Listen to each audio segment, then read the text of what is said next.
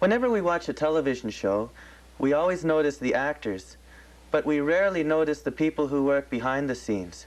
Today, we're going to be joined by two people, a producer and a writer, two of the most important people without whom a television show may not even get started. Stay tuned for Careers.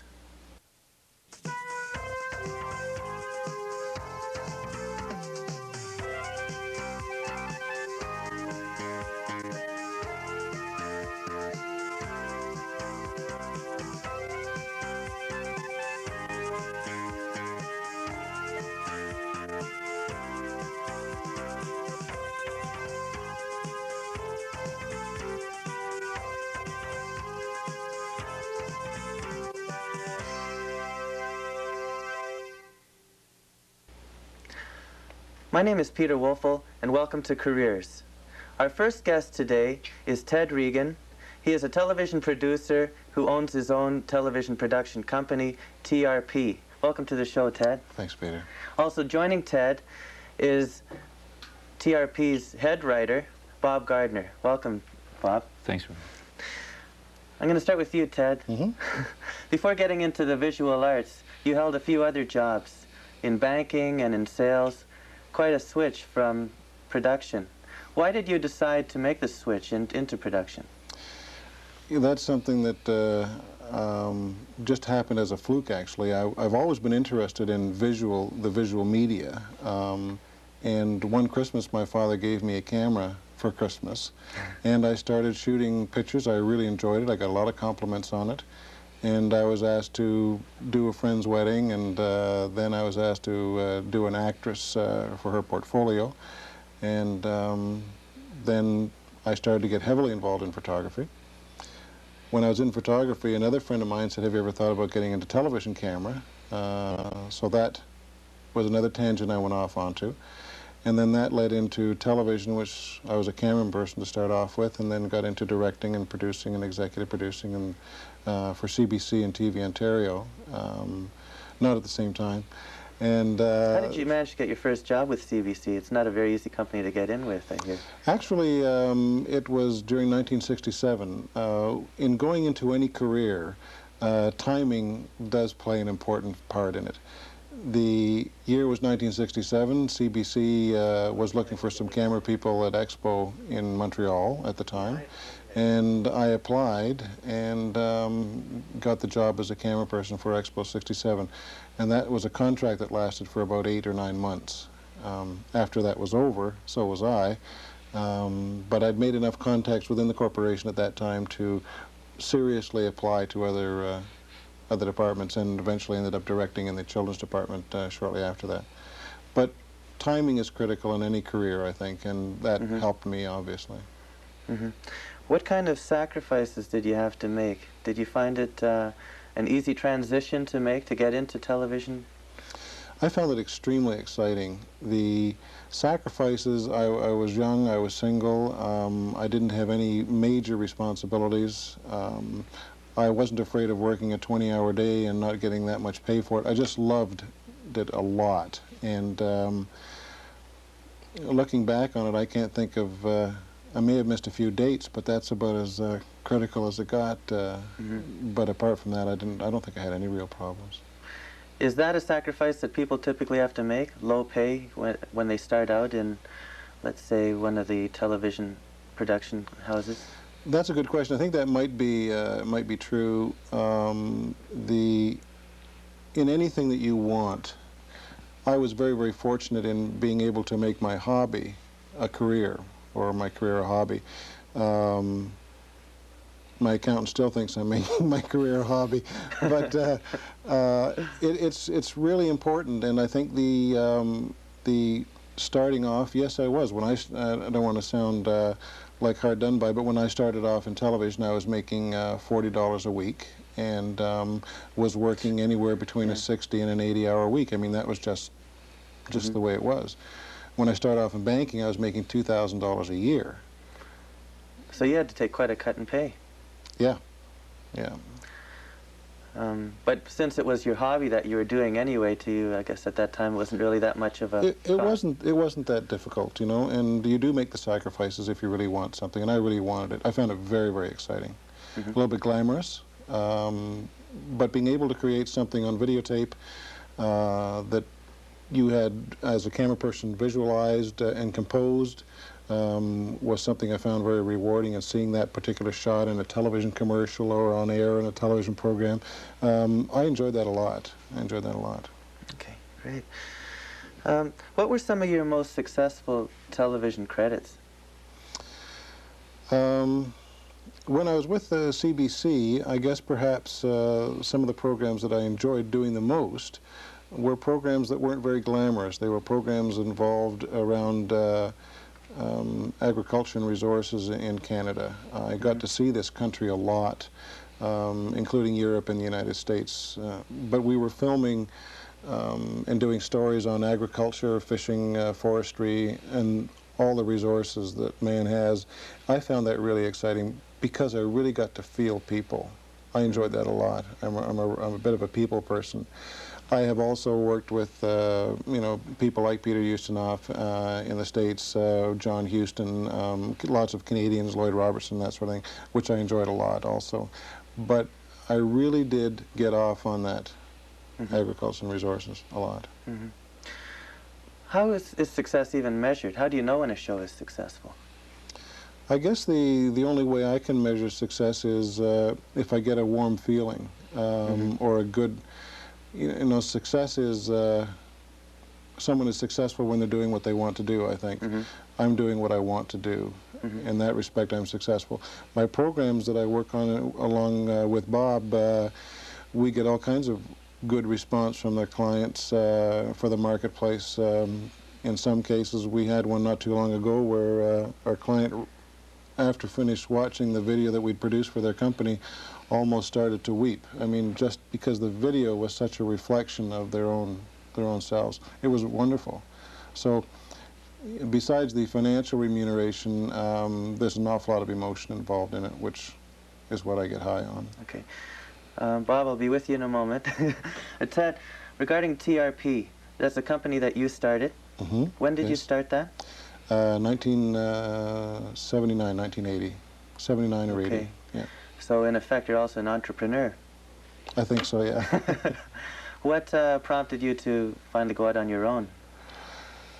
I guess I was concerned when I was working for the corporation, CBC, that I had a little bit more to offer. I wasn't being suffocated at the corporation, but I felt I was really being harnessed. Like any large Crown corporation, and I'm sure the same rules apply in the post office, you have a feeling of being departmentalized or being boxed. I felt that if I wanted to do a program on in a variety area, I'd like to do that. If it was drama, I'd like to do that, or children's, I'd like to do that. Whereas at the CBC, that wasn't always possible. I mean, you were in the drama department, you did drama. That was it. You were in the children's department, you did children's.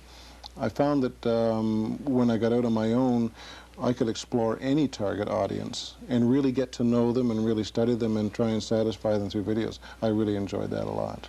Great. Bob, what's your background? You're the head writer right now at TRP.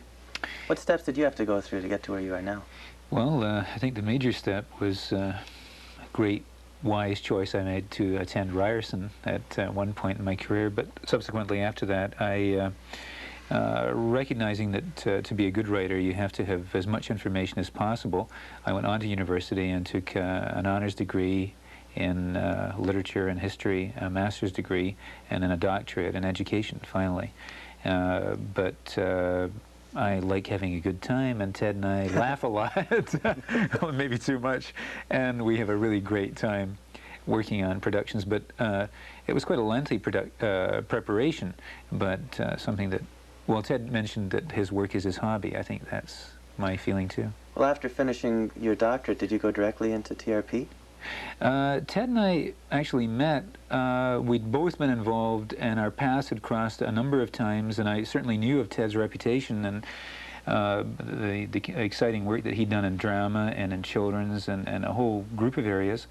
But we actually met when I was the script editor on a show called Today's Special, which is for very young people, and Ted was working as one of the directors on the show, and I was working with the scripts.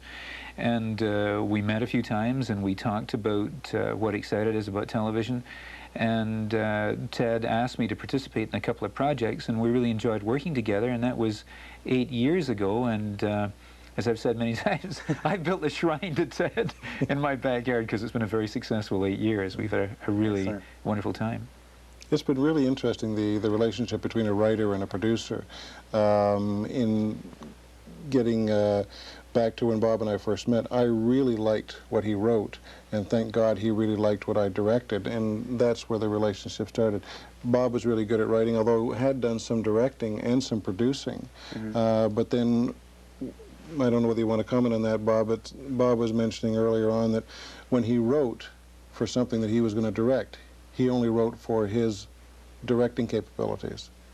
Whereas when he wrote for somebody else, that director could expand and explore and explode and that sort of thing. And that's when we first got together. Bob wrote some amazing scripts that I just loved directing. And by expanding and exploding, does that mean that sometimes as a producer or a director you also get involved with the creative end and maybe suggest a few little changes to the story or to the script?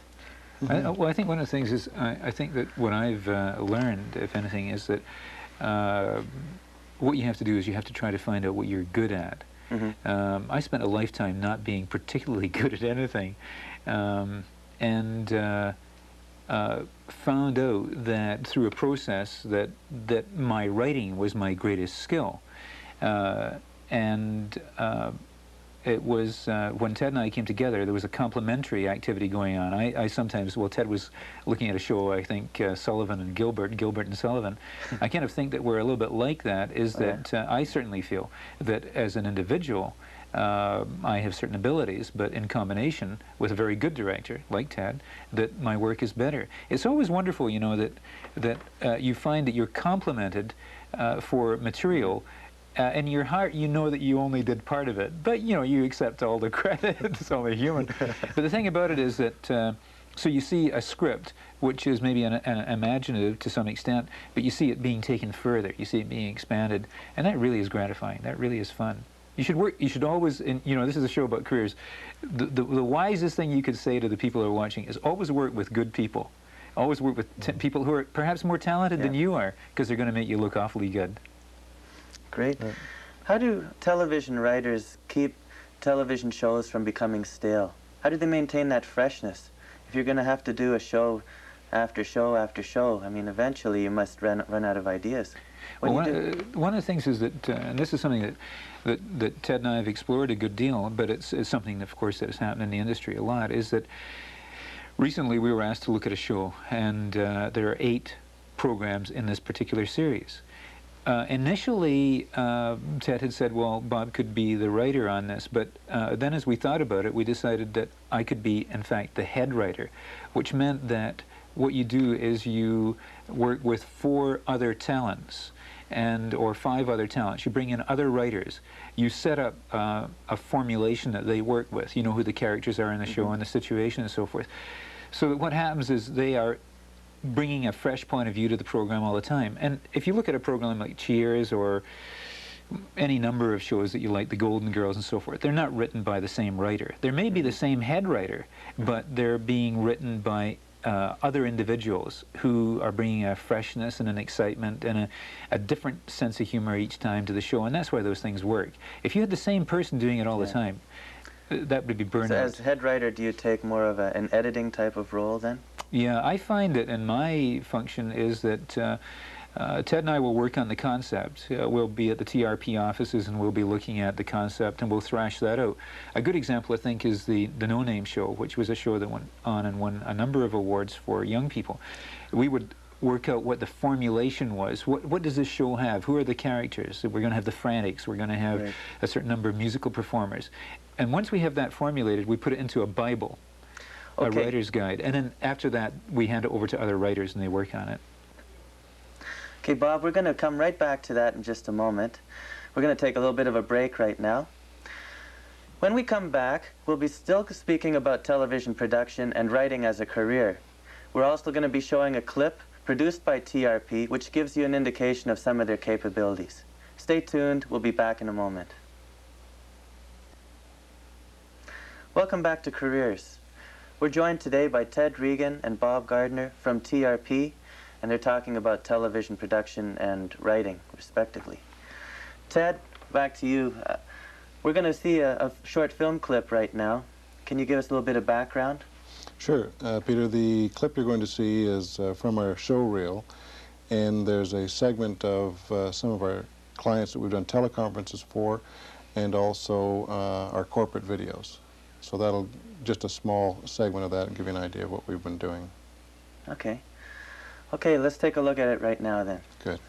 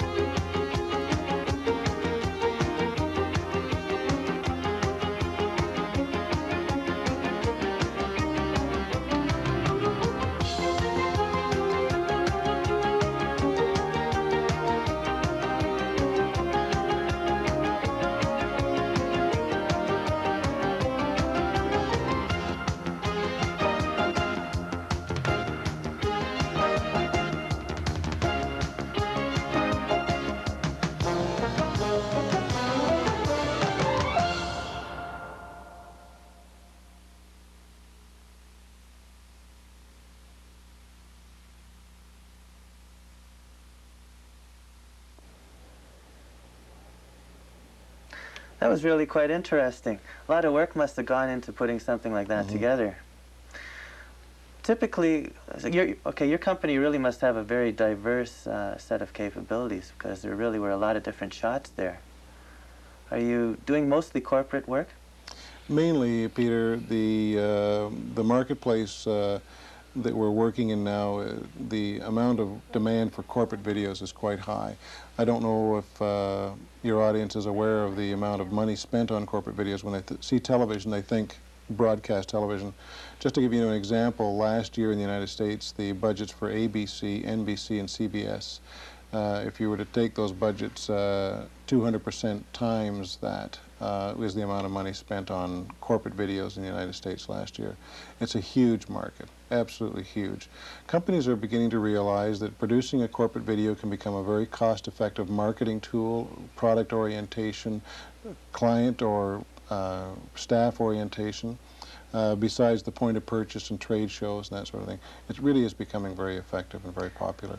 But is that a realistic market for companies such as yours, or is a lot of that now being done in-house by large corporations? No, it started off, a lot of companies about 5 or 6 years ago, a lot of large companies were starting to get their own equipment. They found out that the turnover in equipment and technology was faster than they can afford to keep up with, and they found that it was better to hire production companies like ourselves to come in and do a production per occasion. Okay. Bob, how is a television production created, right from scratch?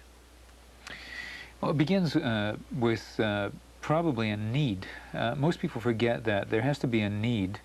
You know, the world is filled with people who have written a script or have an idea, and they go around to a producer and they say, "Would you like to do this?" And the guy says, "You know, get lost." But what you find as a professional writer, a professional producer, is that people will say to you, "Look, I have a particular problem. We have a series that's going, and we want to have a series going, but we need a concept so that you can enter it from the standpoint of developing a concept for an individual.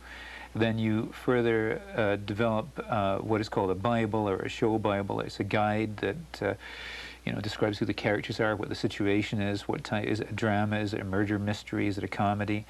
Then the writers start to develop the scripts. The scripts are budgeted, they're scheduled, and they go into production. And it's rather like building a house.